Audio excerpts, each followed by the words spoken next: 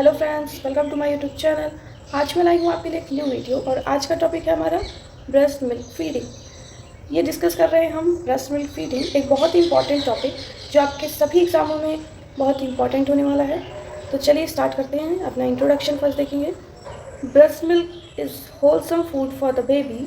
It meets the nutritional as well as emotional needs of the baby.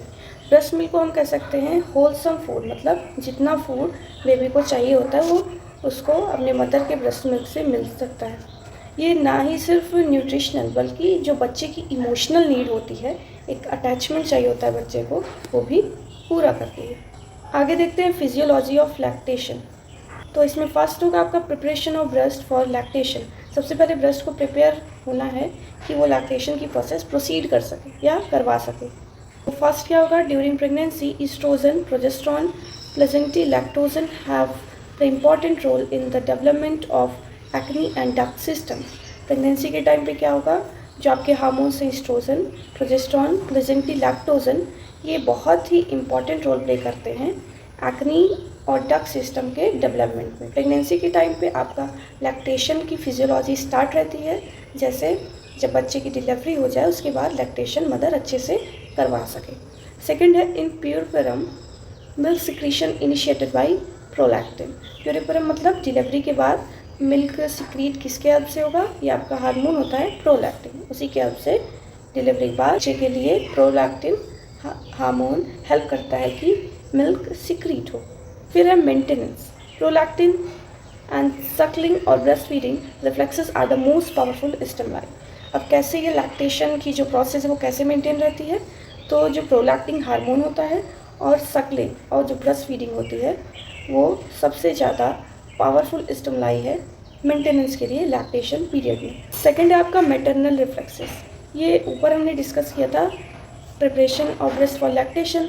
अब देखते हैं कि मैटरनल में या मदर में क्या क्या रिफ्लेक्सेस होते हैं। It is initiated by Suckling of the nipple. कैसे मिल्क सिक्रीशन या लैक्टेशन कैसे शुरू होगा, जब बच्चा मिल्क को सक करना या मिल्क पीते टाइम या लैक्टेशन करते टाइम सकिंग की प्रोसेस स्टार्ट करेगा। निपल इरेक्शन रिफ्लेक्स, ये कहाँ से होगा आपका prolactin reflex. Sensory stimuli to the hypothalamus, interior pituitary, prolactin secretion, glandular cell of the breast acini, milk secretion. सबसे पहले क्या होगा, जो आपका स्टिमुलाई जब जो बच्चा है वो सकिंग करना स्टार्ट करेगा तो हाइपोथैलेमस आपका इंटीरियर पिट्यूटरी को मैसेज सेंड करेगा जिससे प्रोलैक्टिन का सिक्रीशन हो, और फिर प्रोलैक्टिन क्या करेगा, आपका glandular cell of breast acini में मिल्क सिक्रीट करवाएगा। ये था मैटरनल रिफ्लेक्स। यहाँ पे देखिए oxytocin reflex, let down reflex और मिल्क इजेक्शन रिफ्लेक्स। इसमें क्या होगा, मिल्क का इजेक्शन या मिल्क ब्रेस्ट से बाहर आएगा। कैसे, from posterior pituitary contraction of neuro epithelial cell. आपकी जो पोस्टीरियर पिट्यूटरी है वो क्या करेगी, जो आपकी न्यूरो एपिथेलियल सेल्स प्रेजेंट है ब्रेस्ट में उसको कॉन्ट्रैक्ट करवाएगी जिससे मिल्क सिक्रीशन हो सके। फिर आपका सराउंडिंग एल्वलाई या इजेक्शन ऑफ मिल्क, जो आसपास की एल्वलाई है वो मिल्क ब्रेस्ट से इजेक्ट करने में या बाहर लाने में हेल्प करेंगे। थर्ड है आपका नियोनेटल फीडिंग रिफ्लेक्स। जब बच्चा फीडिंग करता है उस टाइम पे क्या क्या रिफ्लेक्सेस शो होंगे, तो फर्स्ट है रूटिंग रिफ्लेक्स। रूटिंग रिफ्लेक्स में क्या होगा, touching the cheek area leads to turning the head to the side of stimulus leading to opening the mouth seeking for the nipple. ये जो रूटिंग रिफ्लेक्स होता है इसमें बच्चे के चीक एरिया पे टच करेंगे तो वो उधर ही की तरफ, जिस चीक पे टच करेंगे उधर ही अपना नेक टर्न करेगा, तो इससे क्या होगा, वो अपने माउथ को ओपन करेगा और निपल में फिक्स करेगा ब्रेस्ट फीडिंग को शुरू करने के लिए। फिर है second reflex sucking reflex. Tactile stimuli of the nipple और areolar tissue filling the mouth leading to milking action by tongue against hard palate. बच्चा क्या करेगा, टैक्टाइल स्टिमुलाई या टच करेगा निपल को, जिससे जो एरियोलर टिश्यू है वो बच्चे के माउथ में मिल्क फिल करेंगे, या बच्चा सक कर रहा है तो बच्चे के मुंह में मिल्क आया, फिर वो टंग से टच करके हार्ड पैलेट के हेल्प से उसको फीड करेगा।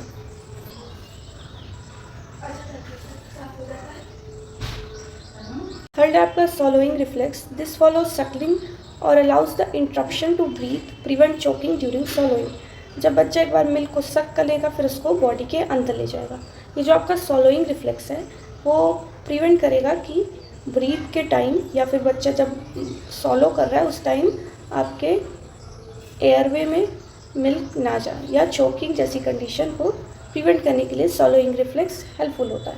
तो यहाँ हमने देख ली है ये क्या क्या रिफ्लेक्सेस होते हैं जिससे आपकी ये जो पूरी प्रोसेस है फिजियोलॉजी ऑफ लैक्टेशन वो कंप्लीट होती है। तो पहला हमने लिया था preparation of breast for lactation, कैसे ब्रेस्ट अपने आप को प्रिपेयर कर रहा है लैक्टेशन के लिए।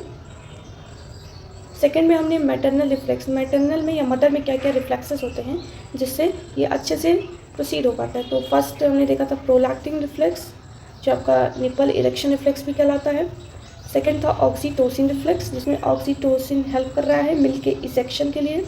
थर्ड हमने देखा था नियोनेटल फीडिंग रिफ्लेक्स, नियोनेटल में क्या क्या रिफ्लेक्स रहेंगे, routing reflex, sucking reflex and सॉलोइंग reflex, जिससे लैक्टेशन की प्रोसेस सही से बच्चे में भी प्रोसीड हो पाएगी। अब हम देखेंगे types of breast milk. Breast milk के कौन कौन से टाइप होते हैं। तो फर्स्ट टाइप होता है कोलेस्ट्रॉम, सबसे मेन जो आपके स्टार्टिंग के 1 से 3 डेज तक सिक्रीट होता है। चलिए देखते हैं कोलेस्ट्रॉम की कैरेक्टरिस्टिक्स। ब्राइट लेमन येलो, इसका कलर कैसा होता है, लेमन येलो। ये अल्कलाइन होता है नेचर में और विस्कस फ्लूइड होता है, मतलब थोड़ा सा गाढ़ा फ्लूइड होता है।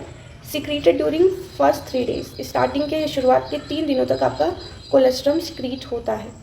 It is rich in protein, ये ज़्यादा किस में रिच होगा या इसमें सबसे ज़्यादा क्या होगा, प्रोटीन होगा, लगभग 2.3 gram per day. But less carbohydrate, इसमें कार्बोहाइड्रेट का अमाउंट कम होता है क्योंकि बच्चे का जो इंटेस्टाइन है बहुत ज़्यादा अभी डेवलप नहीं होता या स्ट्रॉन्ग नहीं होता जिससे कार्बोहाइड्रेट डाइजेस्ट कर सके, इसलिए फैट और कार्बोहाइड्रेट यहाँ पे कोलेस्ट्रॉल में कम होगा। प्रोटीन आपका सबसे ज़्यादा होता है। It contains immunoglobulin specially IgA, इसमें कौन सी इम्यूनोग्लोबिन होगी, IgA। इसमें कोलेस्ट्रॉल भी पाया जाएगा, सोडियम रहेगा, पोटेशियम रहेगा, साथ ही साथ आपका क्लोरीन, जिंक, कॉपर, कुछ ल्यूकोसाइड्स भी होंगे और एंटीबैक्टीरियल कंटेंट्स भी पाए जाएंगे। And more vitamin A than mature milk, जितना मैच्योर मिल्क में विटामिन ए होता है उससे ज़्यादा यहाँ पे विटामिन ए पाया जाता है। It causes laxative effect by enhancing GIT motility, इसका एक बहुत मेन काम होता है लैक्सेटिव इफेक्ट। लैक्सेटिव इफेक्ट क्या होना है, जैसे बच्चे को जो स्टूल पास करना है वो सही से हो सके, GIT में या आपका गैस्ट्रो इंटेस्टाइनल ट्रैक्ट में मोटिलिटी में हेल्प करेगा। It reduce enterohepatic circulation and prevent hyperbilirubinaemia, ये क्या करेगा आपका इंट्रोहेपेटिक सर्कुलेशन, मतलब जो लीवर में सर्कुलेशन हो रहा है उसको कम करेगा और आपकी जो ये हाइपर बिलिरुबिनेमिया जैसी कंडीशन को प्रिवेंट करेगा। ये होता है आपके ब्लड में जब बिलिरुबिन का कंटेंट ज़्यादा हो जाता है उसी को हम कहते हैं हाइपर बिलिरुबिनेमिया। सेकेंड टाइप होता है आपका transitional milk. It is the milk secreted during 2 weeks, ये फर्स्ट स्टार्टिंग 1 से 3 डेज आपका कोलेस्ट्रॉम हो गया, उसके बाद ट्रांजिशनल मिल्क, उसके बाद के 2 हफ्तों तक आपका सिक्रीट होता है।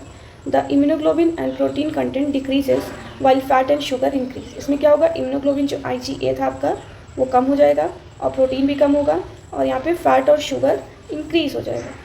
अब देखते हैं थर्ड टाइप जो होता है mature milk. It follows transitional milk, मतलब ये ट्रांजिशनल मिल्क के बाद आता है। It is thinner and watery but has all nutrients for the optimum growth of the baby. ये कैसा होता है, थोड़ा थिन होता है, मतलब इसकी कंसिस्टेंसी थोड़ी वाटरी होती है बट इसमें सभी न्यूट्रिएंट्स प्रेजेंट होते हैं जितना एक बच्चे के ग्रोथ के लिए ज़रूरी होता है। फोर्थ टाइप है आपका four milk. It is the milk secreted at the start of the feed, ये जब बच्चा फीडिंग करना शुरू करेगा धीरे धीरे वैसे ये फोर मिल्क सीक्रेट होता है। It is rich in protein, sugar, vitamin and water, इसमें सबसे ज़्यादा क्या पाया जाएगा, प्रोटीन होगा, शुगर होगा, विटामिन पाए जाएंगे और वाटर कंटेंट भी ज़्यादा होगा। जैसे जैसे डेज बढ़ते जाएंगे या जैसे जैसे दिन बढ़ते जाएंगे बच्चे के फीडिंग के वैसे वैसे यहाँ पे कंसिस्टेंसी थोड़ी वाटरी हो जाएगा, मतलब मिल्क थोड़ा सा वाटरी नेचर का होता जाएगा। फोर्थ टाइप है आपका hind milk. It comes later towards the end of a feed and is rich in fat and energy and to satisfy the baby's hunger. ये लगभग कह सकते हैं जब फीडिंग ख़त्म होने वाली रहती है उस टाइम पे आपका हिंड मिल्क आता है। ये ज़्यादा से ज़्यादा फैट और एनर्जी में रिच होता है या इसमें ज़्यादा फैट और एनर्जी पाई जाती है। ये बच्चे के हंगर को या भूख को सेटिस्फाई करने का काम भी करता है।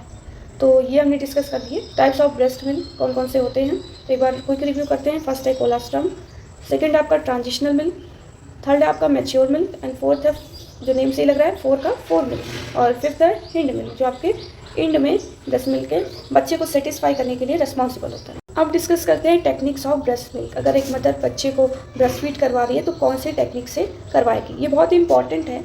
जब आप कम्युनिटी एरिया में या मदर को बताते हैं टेक्निक सही से, उससे क्या होगा आपके मदर और बेबी दोनों के लिए बहुत ही प्रॉफिट होता है। तो फर्स्ट है position of mother and baby. सबसे पहले देखते हैं पोजीशन क्या होनी चाहिए।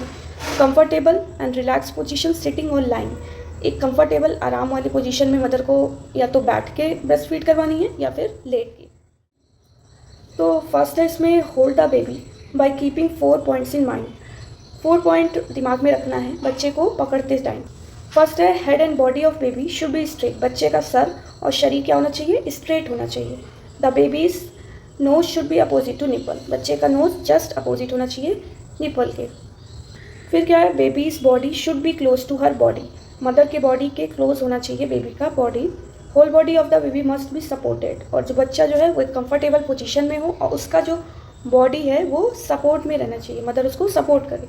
Mother should support her breast with her fingers flat against her chest wall under her breast, mother को अपने ब्रेस्ट को हाथ से सपोर्ट करना है जिससे बेबी सही से फीडिंग कर सके।